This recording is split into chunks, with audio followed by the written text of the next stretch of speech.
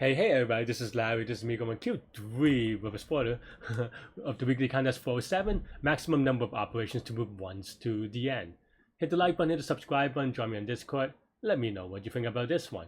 So this one is, you can think of it in a number of ways, but the idea is kind of not really similar to the code, but yeah, the way that I think about it is that here you always want to move the leftmost first. The reason is because it can only, in a greedy way, this will only get stopped by a one that maybe later moves, right? So yeah. And as a result of that, and you move one at a time, the way that I thought about it is that, okay, well, in this case, you can, if you have two zeros, you still move this one all the way to the right of that zero, right? Let me actually ask you out this a little better. Oops. So you have something like this, right? So then now it moves all the way here, right? Say. So the idea here is that, okay, well, first of all, that means that the double zeros don't matter, in the sense that anytime you get a double zero, they're gone, right? You only need one move to find them. So one way that you can think about this is compressing them. So anytime you have double zeros, you just move this. And then now, instead of thinking about moving one at a time, which you can do, but of course, if you kind of simulate it that way straight up, that's going to be n squared, and of course, going to be too slow. So the other idea is thinking about it almost in reverse, right? Well, one is that if we look at the n, if this is a 1, then your job is done, because it cannot move anymore, right? So, and if your last number is a 0, then now, instead of thinking about how many ones, I mean, you can think about number of ones passing through the 0, that's fine, but another way to think it is also just this 0 has to swap positions with a 1 at a time, right? And of course, it does so in a way that is optimal, which is that it does not, like in the same way that you bubble the 1 at the end, you could bubble the zeros to the front and then remove them, right? So bubble the 0 to the front and then remove them. And in this way, if you do it one at a time, then you're guaranteed to not combine two zeros together.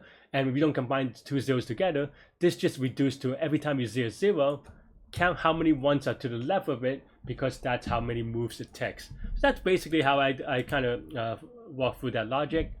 So here we have total 0, 0. We count the number of ones, which is the number of ones to the left of the digits. We go through the string backwards. If it's a 0, we see how many numbers we pass. We have this other condition so that if we have two zeros in a row, we don't double count it. That's basically the idea. And then if it's a 1, then we subtract the 1. And that's pretty much it. This is going to be linear time, constant space. Yeah. I think this is definitely one of those problems where if you look at the code, it may be very, very confusing.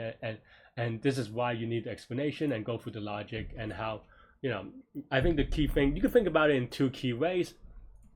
But first is to compress the zeros, and then thinking about it instead of maybe moving ones, you move zeros to the front.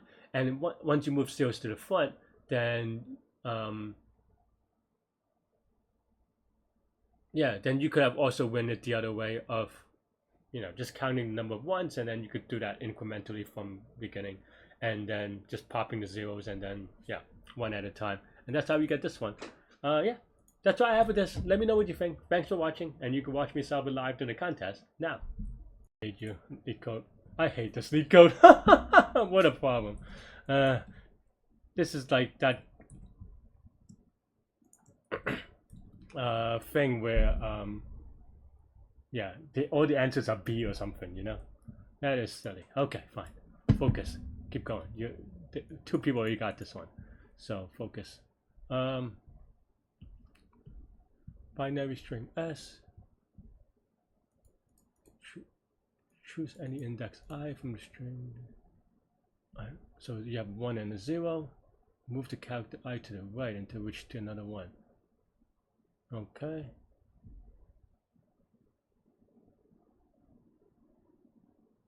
Hmm.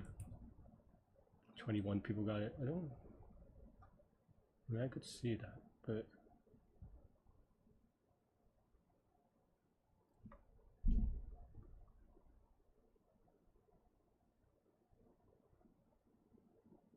so n can be, so the solution can be n square. Really? No? That's surprising actually.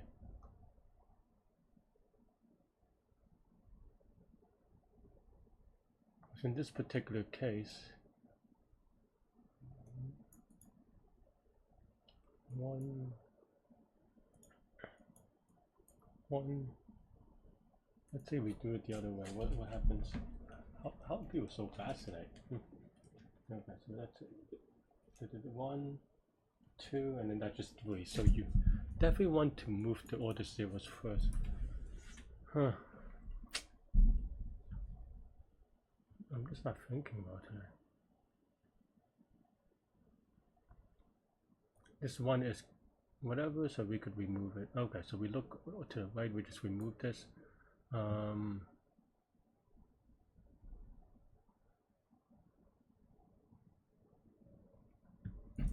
Okay, so this 0, what does this 0 mean? That means that the 3 things to the left, so that's 3 moves. All these zeros are 1 to the left, so okay. So okay,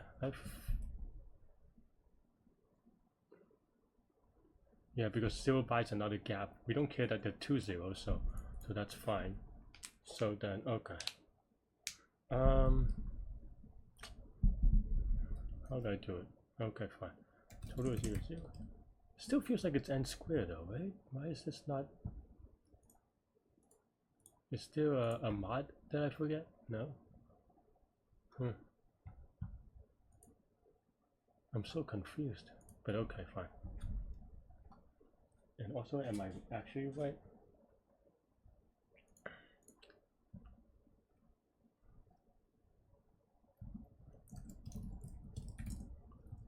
One just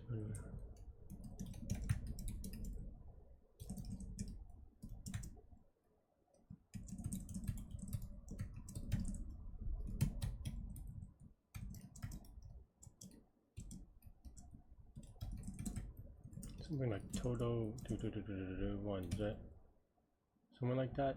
But and I plus 1 is equal to n, or I plus 1 is equal to 1, right? But again, well, that's not right.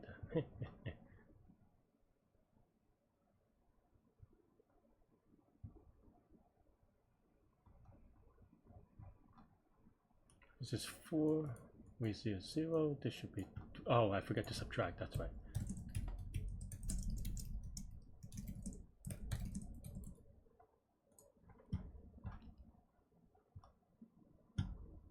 Is this right?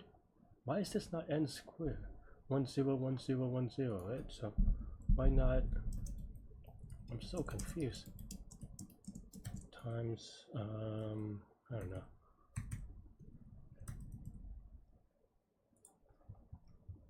So this is definitely, so that doesn't pass the smell test. No, that's just a billion, Larry. Okay, fine. Maybe I just suck at math. Yeah, I just suck at math. Wow, 12 people got it already. I am very. Thanks for watching, everybody. Hit the like button, hit the subscribe button, join me on Discord. Let me know what you think about this one. Yeah, stay good, stay healthy to your mental health. I'll see y'all later and take care. Bye bye.